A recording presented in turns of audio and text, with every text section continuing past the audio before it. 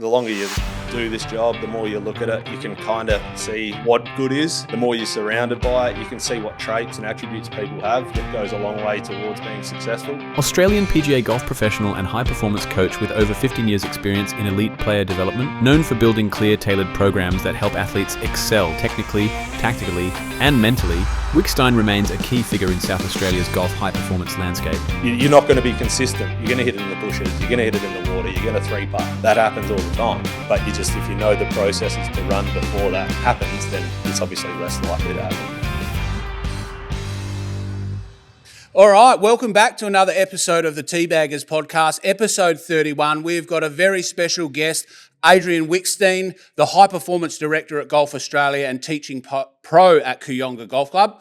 Welcome, Adrian. Thanks, Dale. Thanks for having me. Hey, Sean. Good to have you, mate. Very good, mate. Firstly, I just want to introduce everyone, you to introduce yourself to everyone. Where did golf start from you? Where did it start?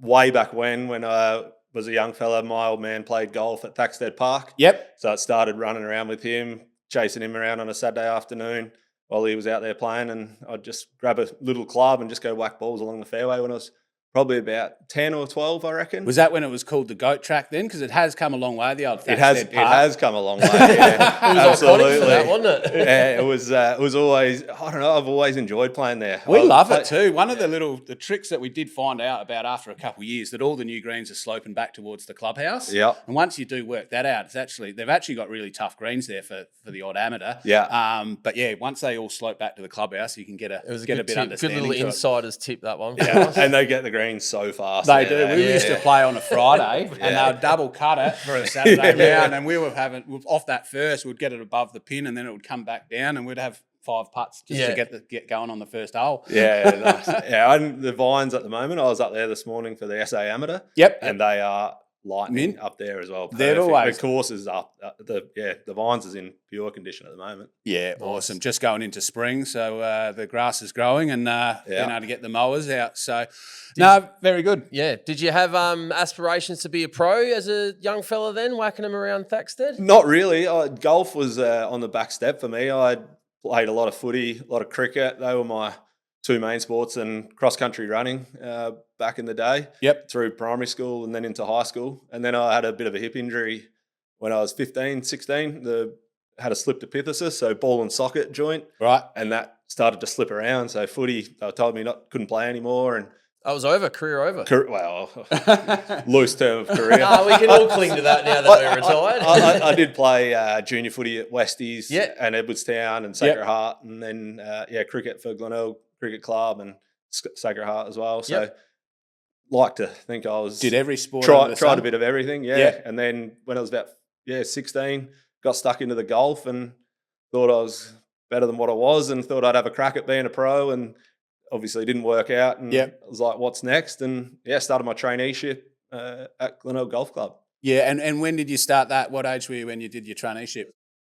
22, I reckon. Yep. Yeah, so I spent a few years after school trying to have a crack at it. And so almost nearly 20 years in the coaching game somewhere. I'm just guessing the numbers. Pretty scary. Turned 40 2 weeks ago. So, really showing my age and feeling it. So there you go. Yeah. Coach of the Year, high performance in SA. That's only a recent award you achieved. Yeah. Tell us about a couple that. of years ago. I guess I've been fortunate in my journey coaching a lot of decent players, and I never know if it's the coaching or just good players that make a coach good. So I'll run with the fact that I can help them out a little bit. But it's always nice to get recognised by your peers. And and obviously always grateful when you win those sorts of awards. How does the high performance team in SA compare to other states around Australia? Yeah, good question. We're obviously a smaller state. In recent years, we've had quite a bit of success at the interstate series level. So 2 years and 3 years ago, we've lost the final once against Victoria in Victoria, which is not that good. It kind of sucks. And then lose to New South the year after that in New South. But to make the final is always a good achievement for a smaller state. We've always got a top few that are really competitive nationally. But then obviously the depth can sometimes not be there But that's what we're working on at the moment. Yeah, and those people that are listening from overseas, we are based in South Australia, and that's where you do most of your coaching. And in terms of Victoria and New South Wales, we've probably got about 20% of their population. So we do have a much smaller pool to pull from for the SA high performance. But yeah, like you said, there's definitely some really good golfers that have come out of SA, and probably more so just in the last few years. We've got that really good crop that are coming, especially in those in the boys group. Some really strong performers. Yeah, absolutely. We've just recently, Reagan Denton, the member at Royal Adelaide, so one of the most prestigious clubs. She has just been she's been selected to represent Australia at the World Amateur Teams Championship in Singapore. So that's huge. And 2 years ago, Caitlin Pearce from Royal Adelaide also, and Jack Buchanan from Glenelg were selected. So that's 3 in the last 2 years. And prior to that, how many would be in that team? Good. So 3 males and 3 females. Oh, so right. So it's a small team. Yep. And so we've had 3 in the last 2 years.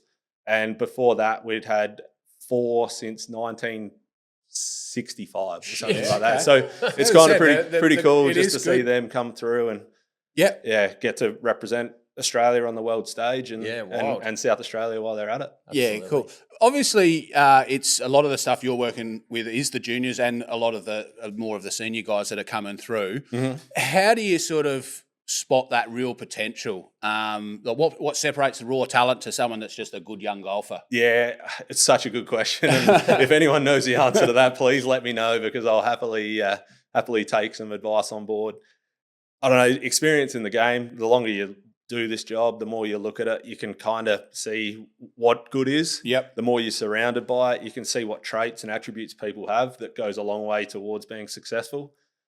And that's the same in any walk of life, I guess. It's something that if you're good at it at a younger age, you're more likely to stick in and keep doing it more. Yep. And then they become better. The talent versus hard work is always a debate. That's what I was about to say. There's talent, and then there's the guy that grinds out there on the course every single day, and that's probably led by, often when they're juniors, the parents being out there a lot and taking them to the course and letting them play. Yeah. But you can probably tell by the amount of time they're spending around the golf club to, whether it's just talent or drive.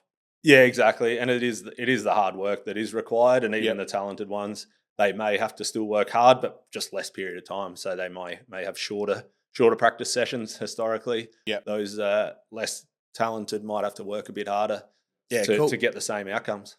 Why don't you walk us through some of the key stages in the high performance platform there for Golf Australia? What are some of the key levels that juniors will go through in that pathway? Yeah, so they kind of start off, it's varying for everybody. Depends like what sports they've played and what they've done growing up. Yep. So for me, I was a bit of a late starter as a player, so I wouldn't have ever been in any of the development programs, no doubt, but I did represent the state at interstate series where you play sort of against all the other states in a challenge. So that was something that I would have probably missed. But the stages are set up now. The tiers, we call them, are set up that you can start at tier 4, tier 3, tier 2, and it's all sort of level dependent on how good you are, how old you are, and where you fall in that bucket. Yeah, cool. No, very good. What does the average week look like for a young sort of 13, 14, 15-year-old with talent that's in these high performance teams? What would a normal week look like for these type of golfers? Yeah, so they're obviously still in school. So normally it's a race from as soon as the school bell goes to jump on the bus or get the parents to drive them to the course and practice for a few hours after school. But for us within the program, they come and have a training session on a Saturday, the tier 4 training. Yep. And they'll spend 3 to 3.5 hours there with some of the other coaches around trying to learn course management or nutrition on the course and off the course. It's all just a myriad of different things to make sure they're getting the information they require, just sort of upskilling their knowledge. Yeah. Well, I've got just one more on those younger kids. Who are the ones that we should be keeping a lookout for right now in terms of the ones that not under sort of 15 years old? Is there any that are really like Australia wide that are really got potential? Yeah, there's a couple. It's always hard to sort of pinpoint at that age. That age. Yeah, because they don't get exposed to playing interstate competition, so it's quite tricky to tell who who's going to be good because they're not coming up against each other. It's okay. You can normally tell a bit more when they get to that 16, 17, 18. Yep. Where they're competing against each other regularly enough that you actually can get a bit of a baseline as to who's good and who's good. Yeah. Who needs still. Obviously, they all need to continue their work. That's for sure. Yep. Yeah, nice.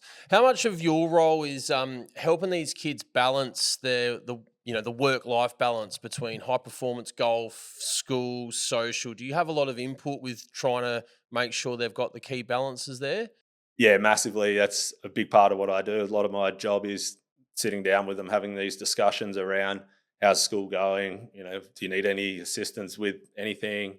A lot of our stuff comes around planning, just putting things down on paper. How much time have you got? Yep. Where can you put your time? What's important? What's not? Both to them socially. I'm pretty big on them having a bit of a social life as well. Whatever that includes. Trying to have a hobby or an outlet outside of golf, because it is all consuming. Yeah, if you're playing football or netball at a decent level, you might train a couple of times a week and then play for a couple of hours on the weekend. Yep. Golf consumes so much more time than that. So it is a big balance on where your time goes. Yeah, very good. Obviously, the parents, when at that junior level with your parents being involved, it seems like golf just can be very driven by the parents. They play, they might be members of the clubs. And I know at football and soccer and those other junior sports where, parents can get involved, but they do really leave it up to the coaches. Yeah. Do you have many issues with parents wanting to really coach as well, but you're their coach? I know we spoke to one pro once before where the parents were caddying for the kids, and he was having maybe a little bit of issues, whether that's scoring correctly or whatever, but his suggestion was to swap the kids' parents caddying for other people. And I thought that was a good idea of all right, they're just there to hold the clubs, clean the clubs, offer support if they need, but it's not mum, dad or son, daughter sort of involved. Do you get many sort of issues there? Or I always like to bring the parents along on the journey. Yep. Essentially, it's their kid, so they care more about their kid than I do. Yep. In a sense, I still want to really help them and make them better and make sure that they're improving. But at the end of the day, the parents are the ones that have the buy-in with the kid. Yep. They're the ones that are going to be investing their time and money into it. So yeah. I like to try and educate the parent and bring them along with the journey and explain to them how they can be a help in the team rather than a hindrance. So all these juniors, they have a coach, they have, their parents, obviously. They might have another person that sits alongside them as a mentor or something like that. You need to make sure you utilize those people rather than just sitting there and just going, oh, that parent's no good. They suck. They're just in the way. It's like, that's always going to be there, but it doesn't fix it. So if we have a conversation with the parent, we can try and educate them.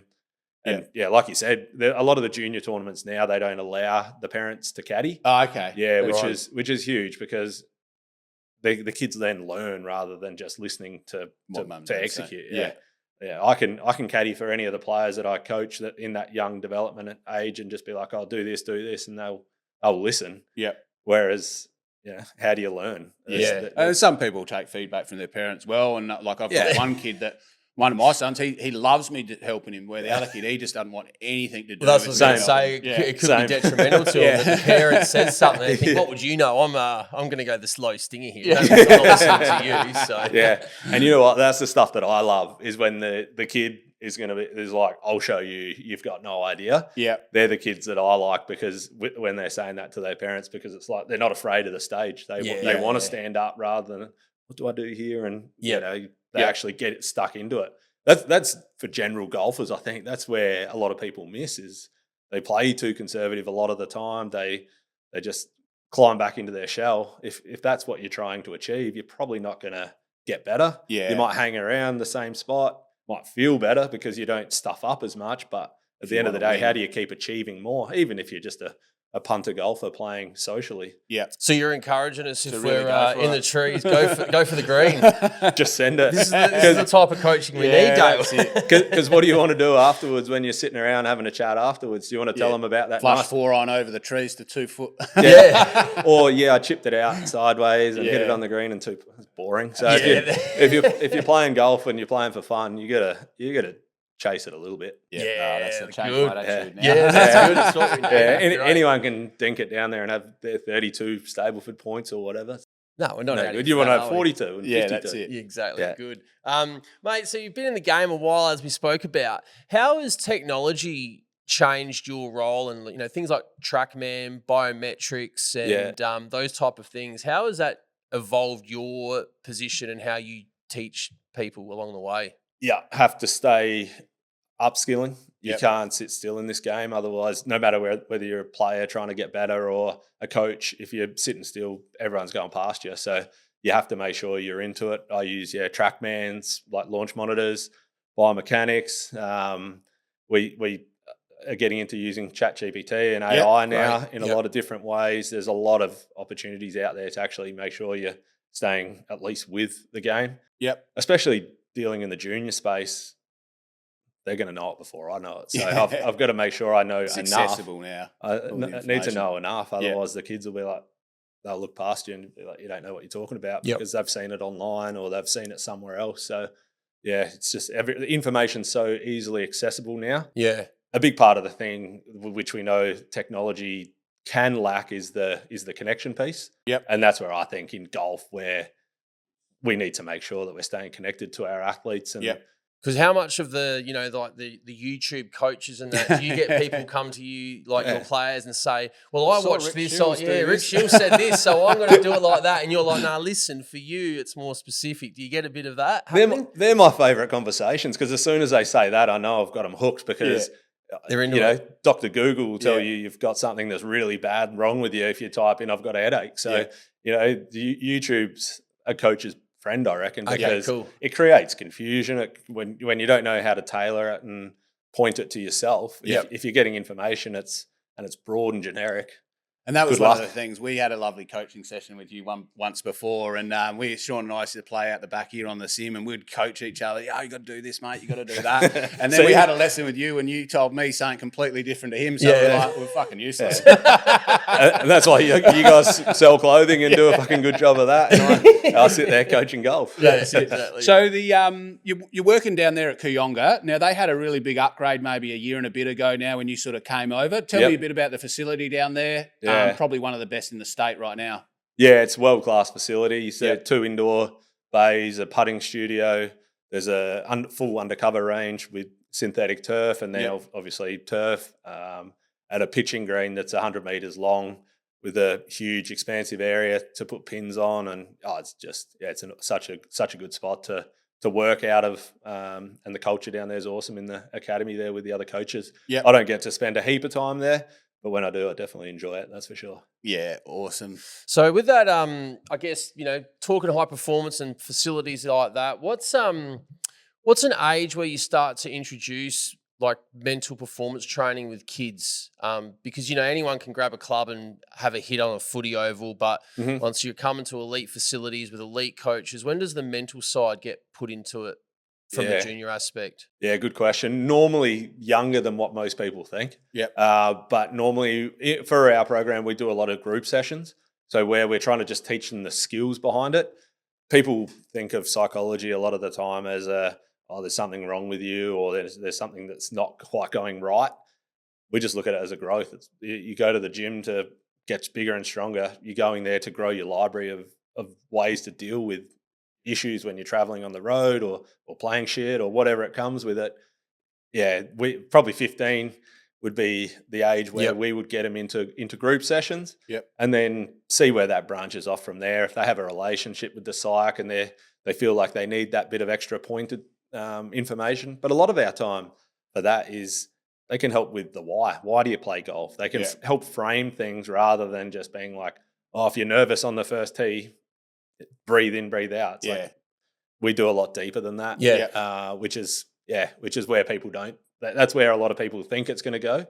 How do I fix a problem rather than how do I grow the toolbox to understanding? And understand what you're there for. Yeah, cool. Obviously, for junior golfers, especially based in Australia, the big money eventually is in America and things like that. What are the biggest challenges for like the juniors facing right now in Australia? Obviously, there's the cost and access to facilities and the competition depth. Is there any other things that are really, sort of holds them back a little bit because they are based in Australia, or do you reckon we've got We get the benefits of having great weather all year round, sort of thing. That's doesn't matter which state you're in. You can play golf 365 days of the year ish. Whereas if you're north, you're going to get snow days, and a lot of the stuff's inside, and then you're dealing with getting too focused on using technology and things like that. There's ways to make that work as well.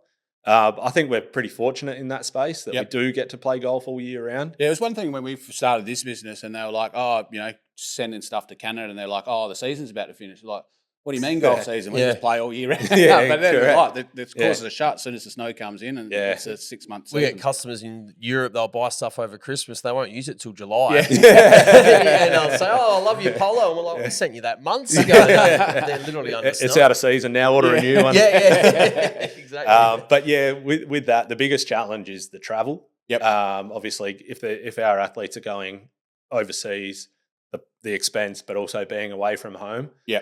Something that we've done as a national organisation through Golf Australia is set up a house in the US. So, cool. Nice. So down in Windermere, Florida, we've got a house where there's two people that stay there. So Sarah Jane and Dwayne. So Sarah Jane played on the LPGA Tour for 20 years, and her husband Dwayne caddied for her the whole time. So they look after the house in Windermere. And any Aussie athlete that's going over there to play the high level events, either amateur or professional, can stay with them. It's wild. It's amazing. It's so good. It's in a great spot. And then good course access around there, and the weather's perfect. Great again. And then we also have one just south of London in Richmond, which is about 40 minutes south of London, where there's no one that looks after that house, but the athletes can have access there as well. So that's a big well-being piece that we've done through the AIS, setting up funding for that, because if you're looking after your athletes, especially when they are traveling for long extended periods of time, they're not going for a 2-week smash and grab tournament. A lot of the time they're going there for extended periods, 3 months, whatever. So gives them a home away from home, and we've set it up with not sleeping on floors in London and backpacking their way around. Things are correct. In the cupboards. It still happens a little bit, obviously. It's not perfect because we don't have a house in every town, but it's obviously a huge head start. Well, not a head start, but just gives them a bit of creature comforts of home. That's awesome. Nice. Yeah, so having setups, starting to set up around the world is excellent for opportunities for our junior golfers. And thinking about with our Australian junior programs now, and we have the Rippers have become quite involved with the junior setups. I guess from afar it looks that way. Is that a bit of a is it an active involvement from their part, or is it a bit of a branding exercise and a tokenism? Like, how involved are they in the junior pathways for golfers? Good question. You will not find more passionate people than those four that are playing on that Ripper team. And willing to give back to junior golf. And I'm not just saying that either. Cam Smith, every time he plays an event with young Aussies in it, he'll always grab them and play a practice round with them. He'll spend the time with them. He'll sign as many autographs as anyone. He's as competitive as they come, so he always wants to win, and whatever winning looks like. So if he can get more people playing golf, he's going to be very happy. So I think he's more than happy to put a bit of an investment into it to assist junior golf in Australia. I don't think he does it. I know that he doesn't do it for the pats on the back. It's definitely not about that. He doesn't come across as that type of character, but it's just something with you always wonder, I suppose, from afar. So it's awesome to hear. And you do question that, but he's always a good one to have a chat with as well. So love it. Anytime you can have a catch up with him and have a chat about anything, he's pretty passionate. Beautiful. Definitely. Okay, I want to move on to the Oz PGA players that you coach. Obviously, you coach the men and some women. Who's on your books at the moment? Yeah, so professionally, the mainstays on the Aussie tours that have had sort of top 10 finishes on the Order of Merit in the last few years. Jack Thompson, Jack Buchanan, Jack Carter, and Lockie Barker, who's one of your boys. So, so I've coached those guys for quite a while now. Jack Thompson and Jack Buchanan are playing on the Asian tour. Could have called them all Jacks, aren't they? Make it easy for you. I actually coach I coach these two kids, and they're only 10 and 8. And they're great kids. And the dad came up. Their name's Liam and Daniel. And the dad came up to me one day and he goes, Adrian, I'm going to change the name of my kids. They're both going to be called Jack. Because every Jack you coach is good. So it's always, always a funny one. And it's hard when people go, how's Jack going? I'm like, which one? So coach those guys. And then on the female side, a few amateurs, Reagan Denton, who I mentioned before, that's playing the World Am team event. And then just a bunch of other. You had one of the girls had a win the other, mental break of who that was, had a win a couple months ago. What was the girl that won? The Aussie girl. In the majors? Yeah, in the majors. Oh, Grace Kim. Yeah, Gracie from New South Wales. Have you had much to do with her? Or? Fair bit over the years. So, she's been part of the Golf Australia program in New South Wales, the Golf New South Wales program for years and years. She's hilarious. She's funny. She's good human. I was sitting in the golf course in America. I was at the US Junior Girls, and I was sitting in the clubhouse at the Atlanta Athletic Country Club, which is probably one of the most prestigious clubs in the US. They've held PGAs and KPMGs, like women's majors there as well. And I was sitting in there, and Grace holed a chip shot over the lake to sort of keep it all going. And I'm jumping up and down in this prestigious clubhouse, and then I'm looking around. I'm like, oh, better just quieten down the loudmouth Aussie bloke. So. Worthwhile celebration, though. What a shot! It was so good. It was so good. So pumped for her. Yeah, awesome. What's the biggest jump you find for the juniors that you coach from going from amateurs into the professional ranks? Dealing with the travel and organisation is the biggest thing. If that would be one superpower that I could try and give them as they're coming through their amateur career, is how to prepare and how to get ready to go to events and all those sorts of things. Now, you can't be perfect because every country is different that you travel to as a professional. So some you need visas for, some you don't. But if you can get your head around a little bit of travel, what it looks like, how long you're going to be away for, they're the skills that I think will put you in good stead to actually, that's the make or break. That's the hard part of. Yeah, I suppose when you're travelling and you're going from event to event and maybe not getting the results you want, it can get pretty lonely out there on your own.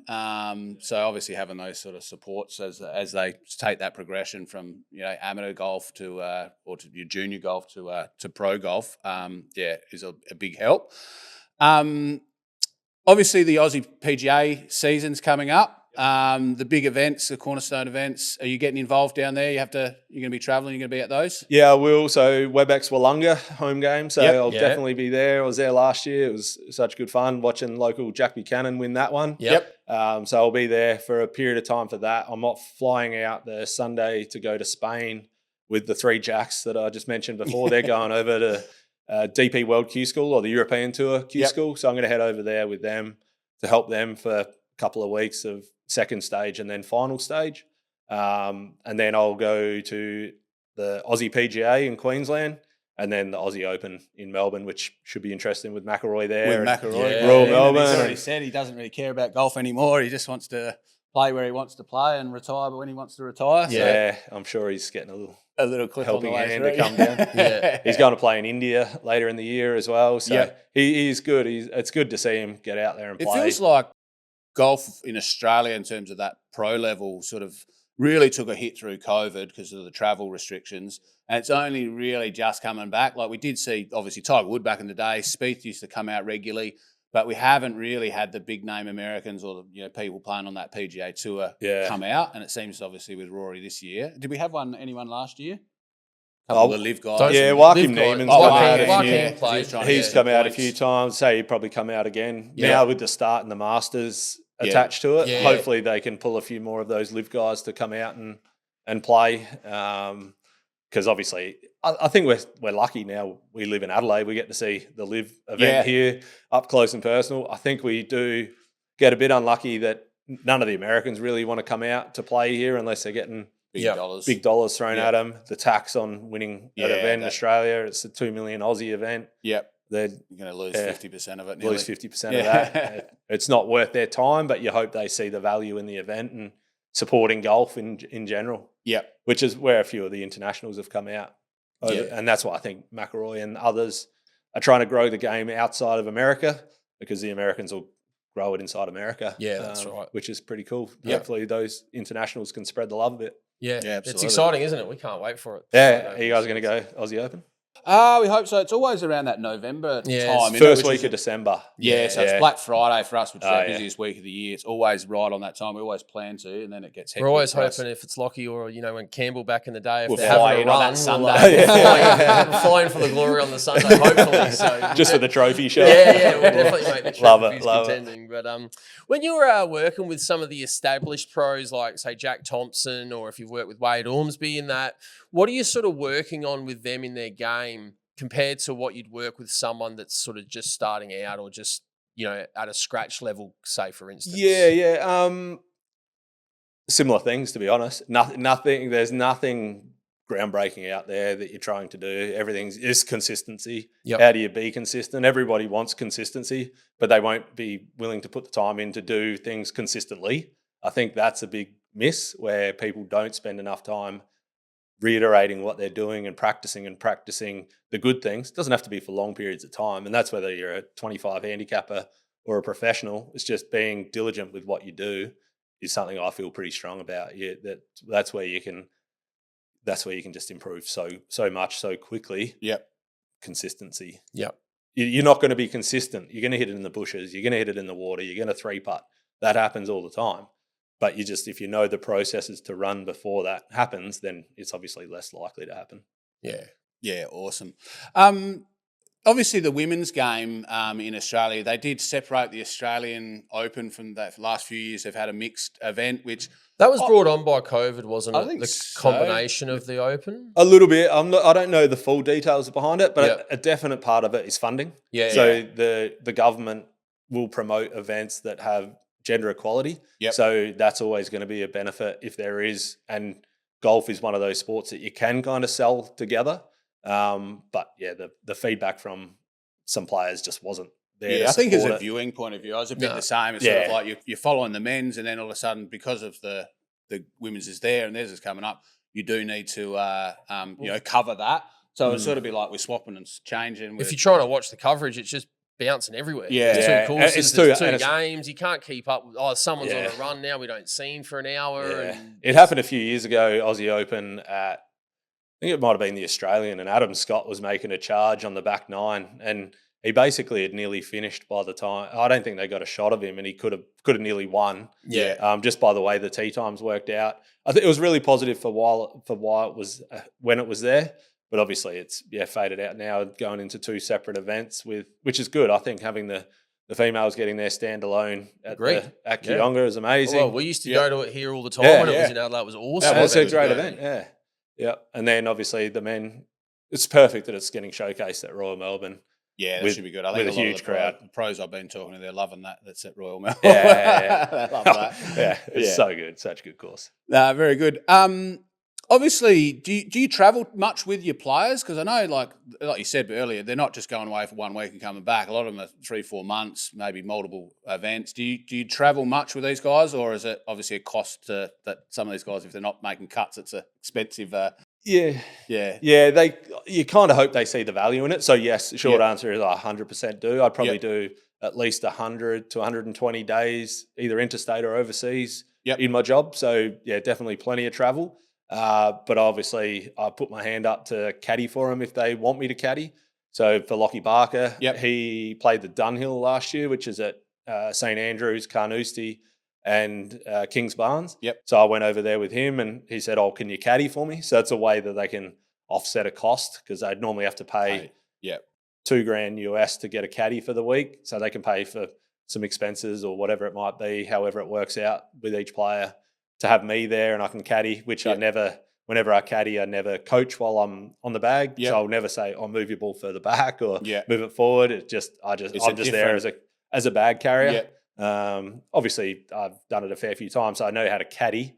But I'm definitely not a professional caddy. Am I correct in saying that if you're not the caddy and you're there mid-round, you can't just go out and coach them and say, is that correct? Yeah, correct. Yeah. I always say, is it hard just not to fucking hell, Lockie, get that weight forward or move your ball forward. For the Aussie listeners and I guess anyone overseas, I liken it to cricket. It's like you send your players out there and your captain of the game is your caddy. Yep. So they're the captain of the player, basically. They're the ones that have probably more influence than anyone. Yep. So you need to make sure the coach gives the caddy the information as well, things to look out for, ways to sort of like let their player go, because a lot of the time caddies will be, or sometimes can be a bit more defensive, and a player just wants to go for it. Yep.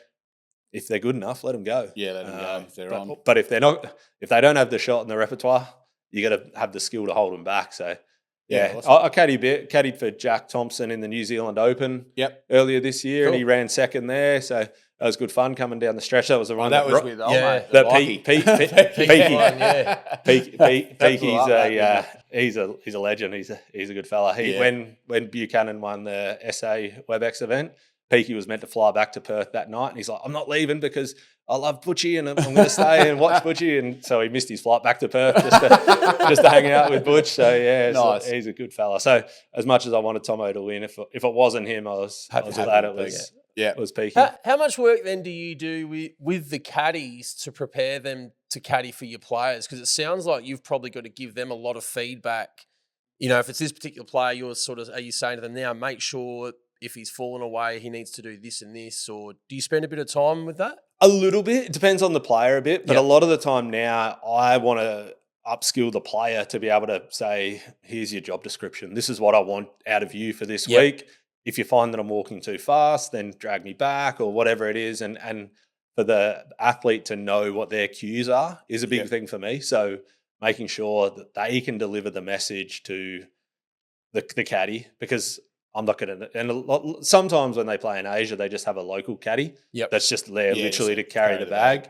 But the pro caddies as such, they should do a good enough job that they know what they're doing. So the player can tell them kind of what they need. They're the boss. But if I do feel like there's something, I'll quite happily jump in. And then I'll try and ask the caddy, depending on the player again and how they're going, but I'll try and ask the caddy for feedback. So how did they go? What did they do in this situation? And grow my library of knowledge about them. Because that's the hard thing. I talk about those guys and I might watch them play 3 tournaments a year maybe. Which is not much when they're playing 30 events of the year. So we sit there and it's the shortfall of golf coaching. We sit on the driving range for an hour, 2 hours with those guys, 3 hours, and do a lesson. It's like, all right, go play over in Europe now. It's like, you don't get to actually watch them play enough. Very good.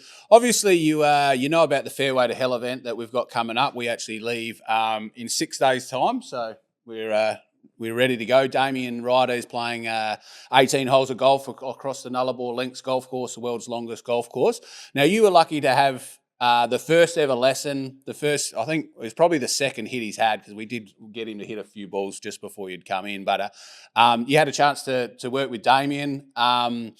What do you think his biggest challenges? Because remember, he still hasn't played a round of golf. What do you think his biggest challenges are going to be, apart from having you guys legs? His biggest trying to stand over the ball while he's after running for however many 100 kilometres and trying to focus his brain to hit the shot is the golf component that he'll find hard. Obviously, he hasn't played a lot of golf either, so there's not the repetition in the body there to be able to just stand there and deliver.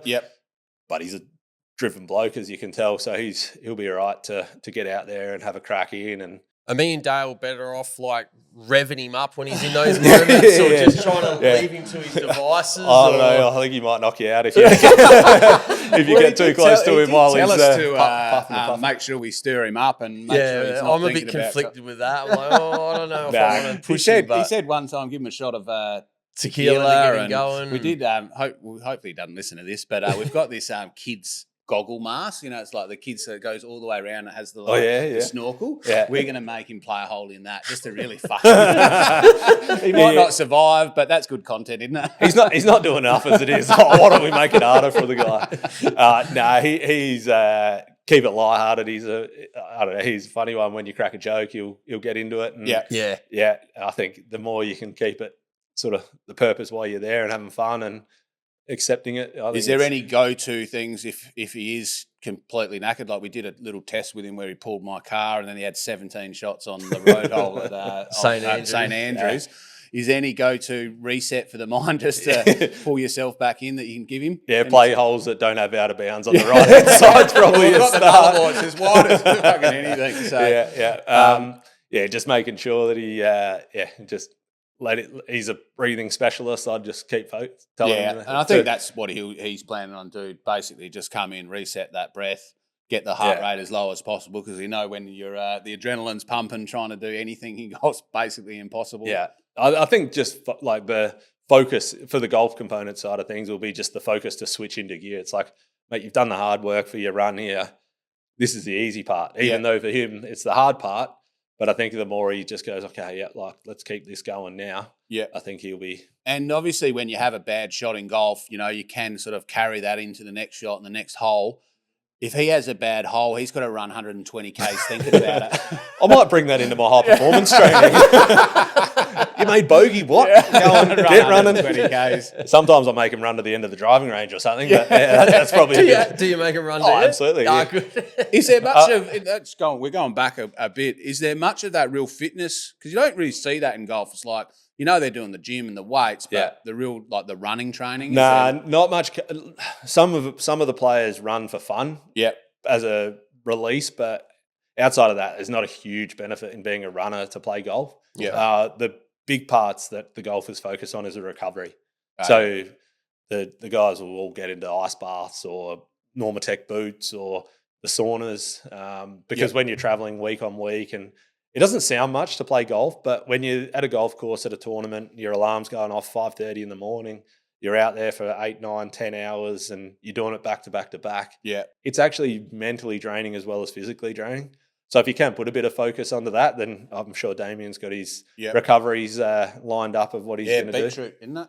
Beetroot ginger and is that what it is? Beetroot's a special the special remedy. fruit. Is this what I'm missing out on in my life? That's what we said. We had dinner last night together and we just had to order a bowl of beetroot. Is that all he ate? Yeah. big tomahawk steak, but nice. So what I guess what would be some advice for Damien to obviously, and how do you tie it back into your professional golfers if we picture that for a moment, like fatigue is setting in, maybe it's the heat, you think about a pro going down the stretch. Like how do you sort of just get yourself back to what you're doing? What's some things that you would be, for Damien and also for when you're actually coaching with your pros? Yeah. And this is the same for the general punter that's having the round of their life and they've got 3 holes to go and their mates are heckling them going, 16, geez, 17 at Glenelg. First final stretch.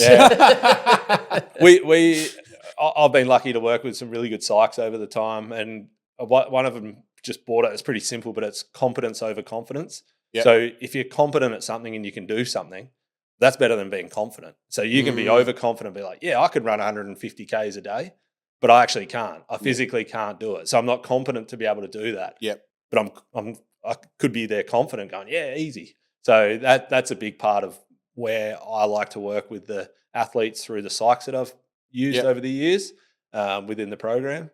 But also, just making sure that we're focusing on the things that are important to us at that time. So bring your awareness back to, okay, I've still just got to hit this tee shot. Yep, there's water on the right and there's out of bounds on the left. And if I hit it over there, if I hit it in the road hole, I have to reload off the tee. Yeah. But just back yourself in. So that's where you just commit to that bit of it. Yeah, awesome. So I think Sean and I did have a chat on one of our other episodes about what we thought Damien would shoot over the 18 holes for his first ever round. I think I said 117. I said 120, I think. And what do you reckon he's going to shoot on this Nullarbor? I haven't done my course strategies, course mapping. I would say the general decent golfer that plays off 25, say, would struggle to break 120. On that course. Doing his challenge. Just doing his challenge. Doing his challenge. I don't think anyone that's played a lot of golf would be able to achieve that. I'd say, 135 would be a reasonable result, I'd say, with not much golf background and just the mental and physical fatigue that he's going to have. If he's under 135, I think he's done all world, I reckon that would be bloody All right, impressive. we'll keep that one noted. And Yeah. we'll, Don't tell him I said that. see- I think he'll shoot 72. He's got a really good coach. Have you played? Been to Kalgoorlie Golf Course? That's where we're starting. No, And I I've just had a haven't. look at it.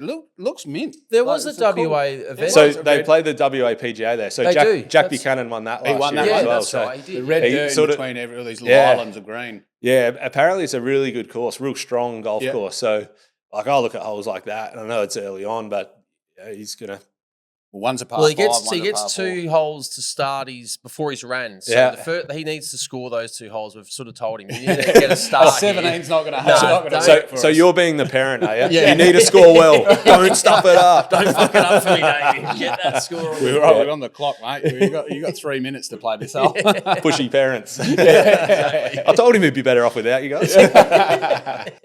No, well, that's pretty much a wrap from the Teabaggers episode. Thanks for coming on. I'm sure you'll be a keen watcher on the content over the next 16, 17 days that we're out on the Nullarbor. Yep. And if it goes real shit, we'll ring you and get him on the Yeah, face we off. need you on speed dial if you're struggling. I've done plenty of swing rebuilds over the phone, so I can do another one. Good. Nah. And, mate, good luck for the Aussie summer as well. Thank you. Thanks for having me. Awesome. Thanks for coming on. Cheers. Thanks, guys.